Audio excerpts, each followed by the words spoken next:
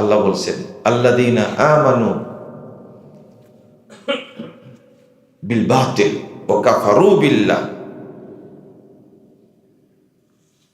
যারা বাতিল জিনিসকে বিশ্বাস করে, আল্লাহর সাথে কুফরি করে, আস্তাগফিরুল্লাহ, তারা কিয়ামত দিন ক্ষতিগ্রস্তদের অন্তর্ভুক্ত হবে, জাহান্নামীদের অন্তর্ভুক্ত হবে। আল্লাহ বলছেন তো বাতিল জিনিস কি?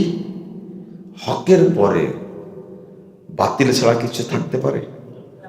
ফামাযা বা'দাল হাক্কি ইল্লা দালাল। আল্লাহ বলছেন হকের পরে বাতিল ছাড়া কি আছে?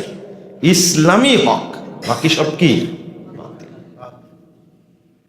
আপনি একজন উচ্চ শিক্ষিত মানুষ, অথচ বলছেন কত মূর্খ, গণতন্ত্র প্রতিষ্ঠার জন্য প্রয়োজনে জীবন দেব। কি সুন্দর কুফরি কথা বলে ফেললেন। আর বলছেন কি যে জনগণই সকল ক্ষমতার উৎস। এই সমস্ত কথা বললে কি ঈমান থাকে? কত বড় খারাপ কথা।